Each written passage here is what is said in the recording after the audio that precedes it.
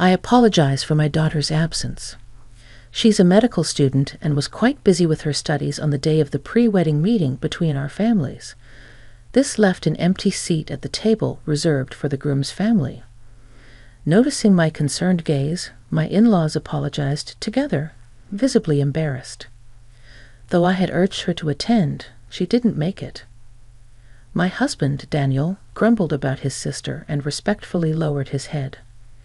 To my family, we reassured them it was all right, and they seemed visibly relieved. My mother-in-law expressed a desire for us to get along with their daughter, and I agreed wholeheartedly. At the time, I didn't overthink the situation as my in-laws and husband had left me with a good impression. I naturally expected my sister-in-law to be the same. My name is Sarah, and I am 33 years old. I recently married my husband 2 months ago, and we plan to hold our wedding ceremony next year. Around the time of the family meeting, my mother fell ill and was hospitalized, so we decided to postpone the ceremony until she fully recovered.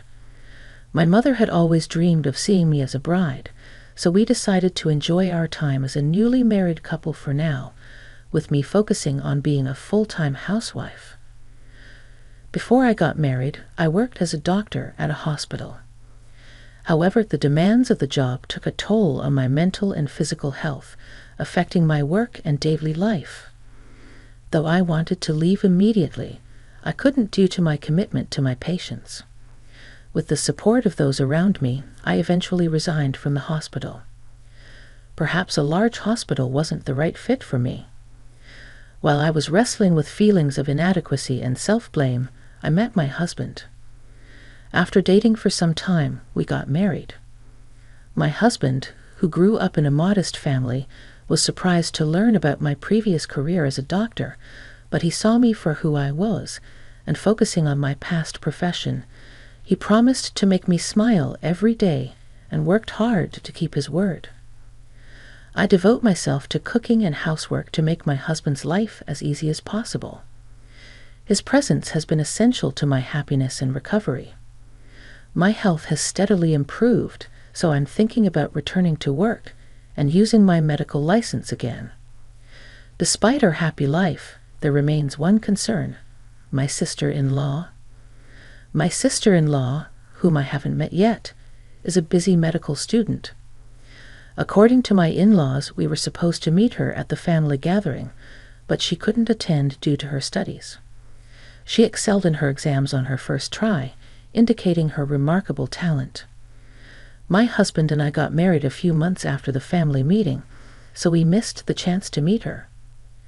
I hope we will have the opportunity to get to know her someday.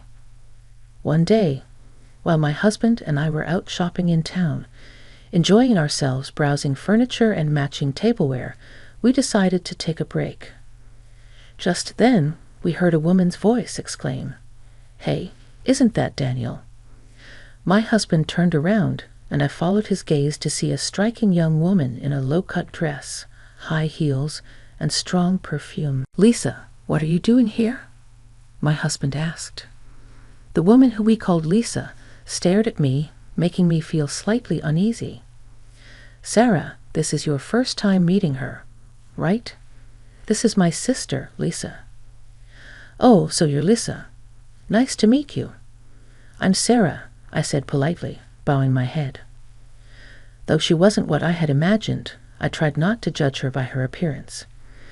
As I reflected on this, my sister-in-law laughed mockingly. "All right, you're already married, so this is my sister-in-law. My brother is handsome and has a great income, but he married such a plain older woman. It's a mystery," she said with blatant rudeness. Her remarks during our first meeting took me by surprise. It's true that my husband is 4 years younger than me, attractive, and earns a higher than average income working for a major pharmaceutical company. I can understand how someone who doesn't know us might think we're an odd match, but I was taken aback by her nerve in saying it directly to my face. As I realized my sister-in-law and I might not get along, my husband stepped forward to defend me and scolded her. "Hey, that's incredibly rude. You should greet her properly.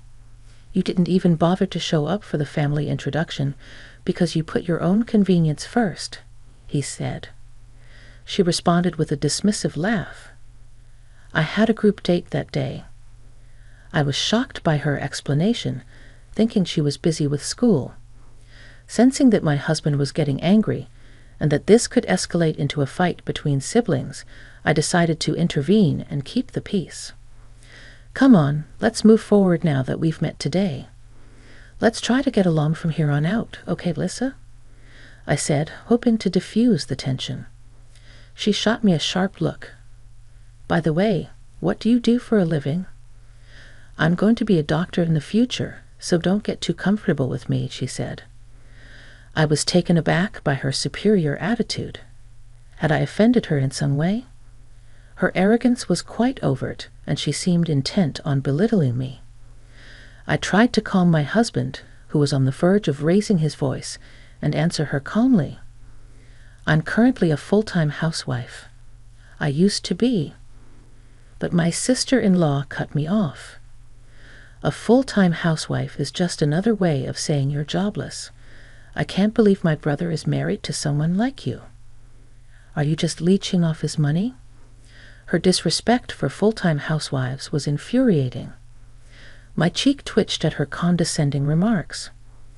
Trying to manage the situation with restraint seemed to have backfired.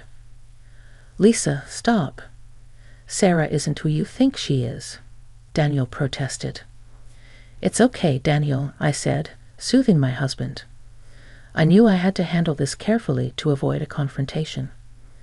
I quickly grasped the type of person my sister-in-law was. Although she clearly possessed intelligence, as evidenced by her academic success, her demeanor left much to be desired. "Becoming a doctor is a noble pursuit. It's a challenging path, so please keep working hard," I said with a warm smile. "Excuse me," she retorted. "A jobless person has nothing to teach me. Also, since I'm still a student, I'm not expected to give my brother a wedding gift." Throughout our congress, her condescending attitude persisted, and it seemed my husband had grown weary of arguing. He waved her away dismissively. "Just leave," he said, as though shooing her away. She protested. "I tried to talk to you, and you're so ungrateful." "Fine, whatever. I'm busy too. See you after." After she left, my husband turned to me and apologized, bowing his head deeply. "I'm so sorry about my sister. She was incredibly rude. She used to be more considerate, I swear." I reassured him. "It's fine." My opinion of my sister-in-law had plummeted, but I knew avoiding conflict between siblings was better than creating a rift. "We'll just keep our distance from now on. Thank you for standing up for me. Let's have some tea and change the mood," I suggested, eager to leave the unpleasant encounter behind. "How about some delicious coffee?" When I smiled, my husband nodded with relief. A few days later, I visited a nearby large hospital, carrying flowers and a change of clothes in a tote bag. I knocked gently on the door of a private room. "Mom, it's Sarah. How are you feeling?" I asked as I opened the door. My mother greeted me with a happy smile from her hospital bed. I made regular visits to see her, assisting with her daily care and helping her change clothes. Today, she appeared to be doing quite well. My brother Kevin had just taken off the stethoscope and spoke on behalf of our mother. He works as a doctor at the hospital and is keeping a close watch on our mother's condition. Seeing his familiar face, I naturally softened and smiled. "Hey, Kevin, it's been a while," I said. "Yeah," he replied with a smile as he continued to jot down our mother's progress. I set the tote bag down and took a seat in a round chair next to my mother's bed. "Dad was here not too long ago, but he had to leave for a conference," Kevin mentioned. "It's too bad we couldn't all catch up while he was here." My mother chuckled at the thought. "By the way, this hospital is run by your father. It's a bit surreal to think that I used to work here as a doctor, just like my father and brother. This hospital feels like both my childhood home and former workplace. After some enjoyable parent-child conversation, my mother began to doze off, murmuring, "I think the medicine I just took is starting to work. I'm getting sleepy." I tucked her in with a blanket, and Kevin and I shared a knowing laugh, thinking she might have felt relieved. Leaving my mother's room, my brother and I found seats on a sofa in the lobby. "Are you and Daniel getting along well?" he asked me. I nodded, smiling. "Yes, we're enjoying our time together." He chuckled and affectionately patted my head. "He's always been a worrier when it comes to you, even after you got married. We were all concerned when you left the hospital." Meeting Daniel was the best stroke of luck, I admit. His presence played a significant role in my recovery. As we continued to chat, a nurse approached my brother, and he excused himself. "I'll be right back. Just wait for me," he said before disappearing to attend to a patient. Watching him go, I acknowledged that he must be quite busy being next in line to our father, the hospital director. Just having had the time to chat with him felt like a small miracle. Melancholy washed over me as I sat in a hospital, feeling the absence of my usual role alongside my father and brother. Suddenly, a familiar loud voice pierced the quiet. "What's jobless Sarah doing here?" My sister-in-law's smirk greeted me as I sat on the sofa. The emphasis she placed on jobless stung, but I maintained my composure with a smile. "Hi, Lisa. I'm here to visit my mother. Since this is a hospital, could you please lower your voice?" I requested politely, hoping to avoid further confrontation. As annoyance began to bubble within me, I found myself faced with an unpleasant encounter, inwardly groaning at the situation. Ignoring my subtle warnings, she continued speaking loudly. "Wait, your mother is in the hospital?" "I'm here today for my internship," she exclaimed, seemingly surprised. I had suspected as much from her appearance. It wasn't uncommon for her, being a medical student at a nearby university. However, I hadn't anticipated seeing her, and her attire seemed out of place for the setting. Glancing at her flashy makeup and loosely tied hair, I couldn't help but be taken aback. While I understood the time constraints of her studies, I wondered if she grasped the importance of professionalism, something I had prioritized during my time working as a doctor. I wore makeup too, but I prioritized cleanliness and kept it subtle to avoid making patients uncomfortable. I wondered if anyone had spoken to her about it. Looking around, I noticed a few medical students and doctors from the hospital standing behind my sister-in-law, their faces pale with confusion. Many of the doctors of the hospital were my former colleagues, and the medical students seemed to have just learned that I was the daughter of the hospital director. To them, she likely appeared as an audacious medical student being rude to the director's daughter. Concerned that my sister-in-law's loud voice would disturb the hospital's calm, I tried to suggest moving elsewhere. "Lisa, could you please lower your voice?" "It's bothering people," I said. Lisa interrupted me with an exaggerated sigh, almost as if she was trying to provoke me. A good-for-nothing daughter snagged a high-income guy at my brother. "I bet your mother is relieved." "You're probably making him pay for your mother's hospital bills." "Huh, just like a trashy mother-daughter duo would," she sneered, making sure everyone around us knew just how she viewed me. Both the doctors and medical students frowned at her disrespect, as did the passing patients. Being publicly humiliated and having my mother insulted pushed me to the edge of my patience. "Hey, you need to stop this," one of the doctors intervened, unable to stand by any longer. But Lisa just laughed carelessly, ignoring him. "She deserves to be told off like this," she said. The doctor who intervened looked at her with a frown and said dismissively, "Your behavior will end your career." Lisa seemed oblivious to the weight of his words. Just then, my brother returned from finishing his errands. He saw the tension between me and my sister-in-law, as well as the uneasy atmosphere around us. He tilted his head, puzzled. "Oh, Kevin," I greeted him. My sister-in-law's attitude shifted dramatically when my brother appeared, and I was taken aback. I never imagined the phrase, "playing the hypocrite," would fit so perfectly. She altered her tone of voice and approached my brother, and I couldn't help but notice that even her appearance seemed to have changed. Kevin is young, talented, and undeniably handsome, even from his sister's biased perspective. As the successor to our father, he is incredibly popular, and I instantly sensed that she was aiming her attention at him. "Sarah, did something happen?" she asked, glaring at me as she referred to my brother by his first name. I was dumbfounded as Kevin slowly distanced himself from her and responded, "Well, yeah, perhaps." Finding his response less than satisfactory, she persisted. "But you know she's married, right? You didn't know that, did you? You should be careful, Kevin, considering your popularity." Her nasal, whiny voice grated on my nerves, and it was clear she saw me as a rival for my brother's attention. "I mean, she's my sister, after all," Kevin stated, causing her to freeze in surprise. I struggled to hold back laughter at her shocked expression while she stood there dumbfounded.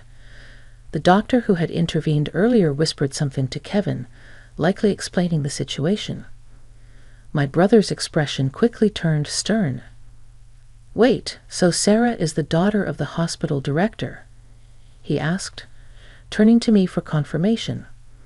I nodded, confirming to his bewildered sister-in-law, "Yes, I'm his daughter." "I used to work here as a doctor, but I had to quit due to health issues. Now I'm focusing on recovery and temporarily being a full-time housewife, doing my best with housework." My words left her pale. I had heard from my husband that she was hoping to secure a job at this hospital. She must have realized that her insulting words about me and my mother, which had reached my brother's ears, had severely diminished her chances of being hired. Moreover, her dreams of a wealthy marriage seemed to have been dashed as well. I glanced at my brother and felt a pang of bitterness. "Unbelievable," he muttered under his breath. It seemed that my sister-in-law had never been on his radar, though. "I've heard you're quite talented as a medical student," I began. Upon hearing my words, her shoulders trembled. Calling someone trash and mocking them before you've even become a doctor shows a clear problem. If you don't recognize what's wrong, you lack the qualifications to be a doctor. Reflect on your actions. The surrounding audience nodded in agreement. My sister-in-law, who once looked down on me, was being lectured, and even my respected brother seemed disappointed. It was a series of humiliations for her, but I didn't want her to continue down this path. As a doctor, I believe that doctors have a responsibility not only to save lives, but also to empathize with their patients. "I don't understand it all," my sister-in-law said, unable to bear the atmosphere. She turned abruptly and ran off, ignoring the nurse who scolded her for running in the hospital. In her haste, she tripped and fell dramatically. Kevin and I exchanged glances and chuckled. 6 months later, my sister-in-law, known for her bad attitude, found herself completely isolated after ridiculing me at the hospital. Her pride led her to drink heavily, resulting in a severe injury and subsequent hospitalization. Ironically, she needed medical care and finally seemed to grasp her own arrogance. "I'm so ashamed. I want to apologize to Sarah," her parents said. She now spends her days in regret and reflection. She took a break from medical school and planned to change her ways after her discharge. It would be a challenging road ahead. Meanwhile, I secured a new job as a medical doctor at a pharmaceutical company. My work involves researching and developing drugs and verifying the safety of new medications. Although my father and brother asked if I consider returning to the hospital, I prefer to begin a new chapter elsewhere. My mother's health improved enough for her to receive home care, and she's eagerly anticipating attending my wedding next year.